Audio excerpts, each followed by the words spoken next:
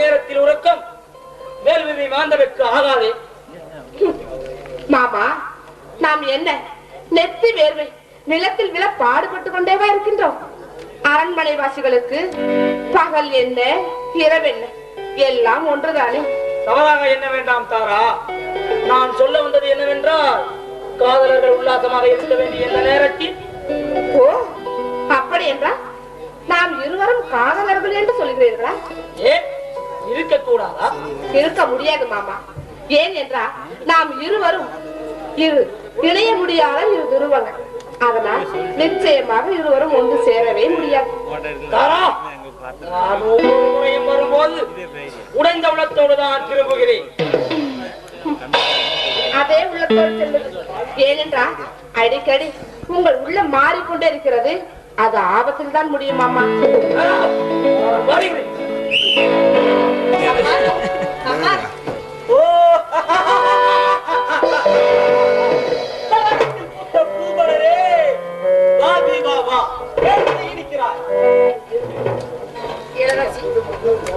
நீங்களோ இந்நாட்டின் இளவரசர், நானும் ஒரு ஏழை விவசாயியின் மகள். அப்படி இருக்கு ஏற்கனவே நான் ஒருத்தருக்கு என் இதயத்தில் இடம் அளித்து விட்டேன் என்பது உங்களுக்கு தெரியாது. நான் உன்னை மறப்பதா? எப்போ எப்போ என்று ஏங்குகிறேன். இளவரசி, இந்நாட்டின் இளவரசர் என்பதால் இதுவரை நான் மரியாதை கொடுத்து வந்தேன். அந்த மரியாதை கெடும்படி வைத்துக் கொள்ளாதீர்கள்.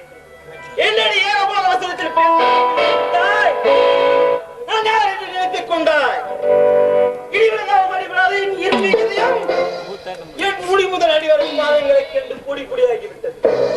மின்னலக்கும் புயலுக்கும் கலகாத என் பொறிகள் உன் அங்கங்களை கண்டு நாளத்தை பார்க்கும் நான் உன் மின்னல பாதங்களை கண்டு நீங்க காற்று மலையும் கப்பலை என்ன செய்துவிடும். அதுபோல் தீபா என்னை திருமணம் செய்து கொள்ள வேண்டாம். என்ன சொல்கிறார்? கொக்கரித்து கும்மாளம் விடும் இந்நாட்டின் இளவரசி, நான் உன்னிடம் மட்டும் அகப்படுவேன் என்று ஒரு நாள் கனவு கூட கண்டுவிடாது. என் கோபத்தை கிளறிவிட்டு உன்னை நூறாவலும் விடமாட்டேன், நகரவும் விடமாட்டேன்.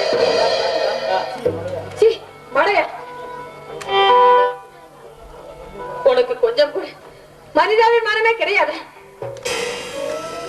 விருப்பம் இல்லாத ஒரு பெண்ணிடம் வீணாக அவளின் கற்பை சூறையாட நினைப்பது தவறு என்று உனக்கு தெரியாத? என்னடி கடவுளோ கடவுள்,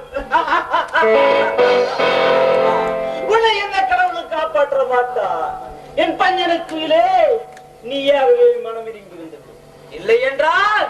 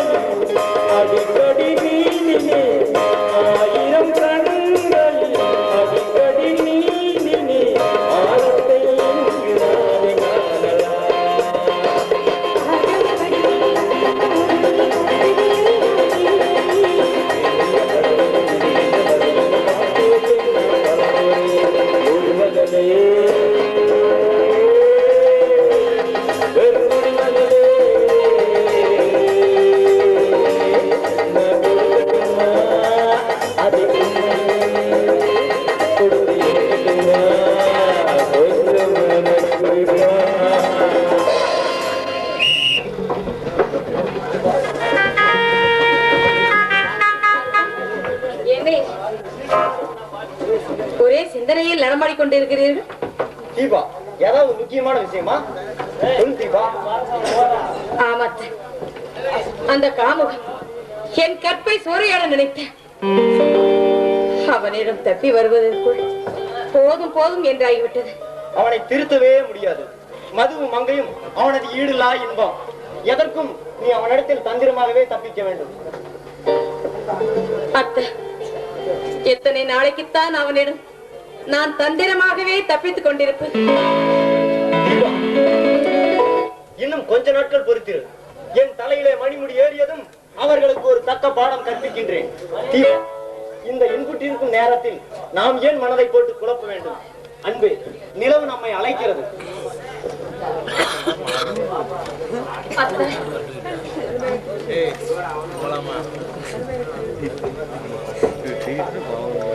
கருமேகத்தில் இருக்கு அந்த மேகம் எப்படி இருக்குது பார்த்தீர்கள்? தீபா, அந்த வெண்ணிலவு நம்மை பார்த்து என்ன கூறுகின்றது? என்ன கூறுகின்றது? கட்டுண்ட காதலர்களை கண்ணில் பார்க்க முடியாமல் அது கருமேகத்தில் சென்று மறைந்து குறும்புக்காரிணி. தீபா, காதலர்கள் இருப்பதை பார்த்துவிட்டு அவர்களுடைய பாதையில் நாம் ஏன் குறுக்கிட வேண்டும் என்று அது சற்று ஒரு புறமாக மறைந்து இருக்கிறார்கள். தீபா, இந்த பொன்னான நேரத்தை வீணாக்கலாமா?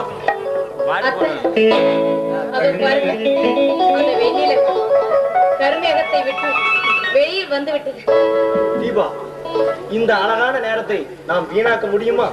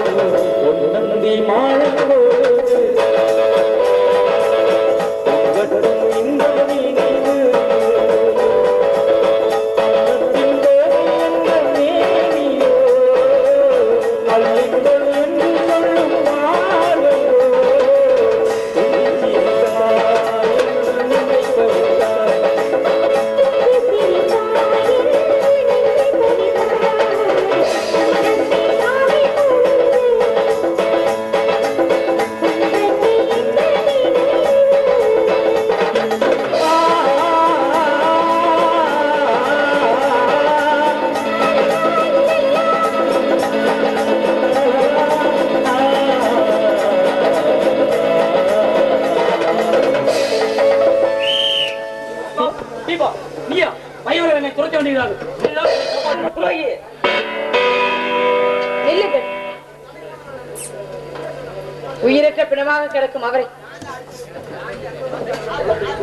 கொல்ல துடிக்கும் நீங்கள் ஒரு ஆண்கள் தானே? நம் எதிரிகளின் மூலமானவே இந்த இமையாதான். இவரை மட்டும் முடித்து விட்டால் நமது லட்சியம் எளிதில் ஈடேறிவிடும்.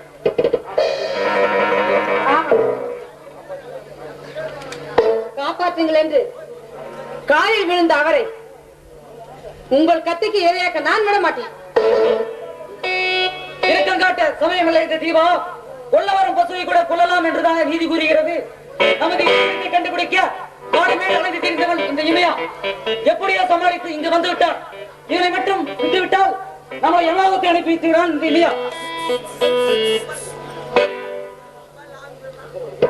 சந்திரவர்மே,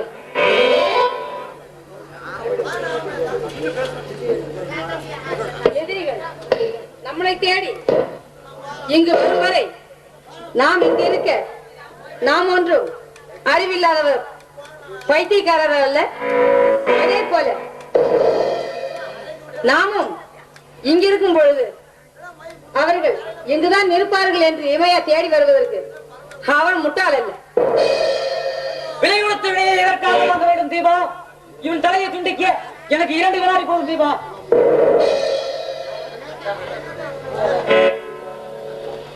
இமையாவை கொன்று விட்டோம் என்றால் பல்லவ மன்னனுக்கு என்ன நேரும் என்று உனக்கு தெரியாதா?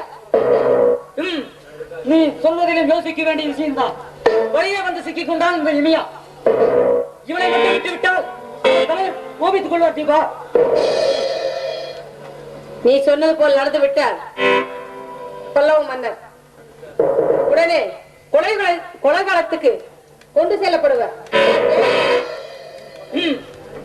சரி, நடப்பது நடக்கட்டும். வாருங்கள் தோழனே, போகலாம்.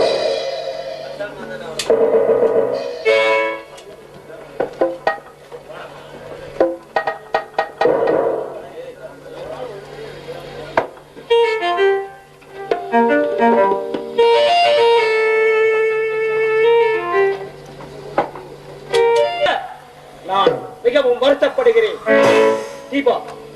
என்னை காப்பாற்றி உனக்கு நன்றி கூறக்கூட இருக்கிறேன் தளபதியாரே. இந்த கடமையை நீங்கள் செய்துதானே ஆக வேண்டும். தீபா, அதை நீ உணர்ந்தாலே போதும் தீபா. கடமையை செய்யுங்கள். அதை தலைமை எதிர்பார்க்காதீர்கள். சரி சரி தீபா, அரண்மனைக்குள்ளே கூட நீ இனிமேல் வரலாம் தீபா. ஏனென்றால் உன் விஷயத்தில் கட்டுப்பாடோ கண்காணிப்போ இருக்கவே இருக்காது. நான் வரட்டுமா?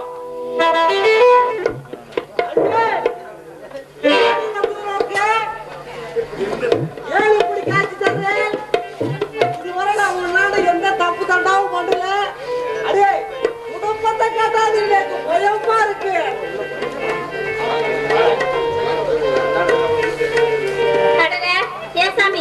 நான் முதல்ல வாசல கூட்டமா இல்ல வீட்டுக்கு கூட்டமா?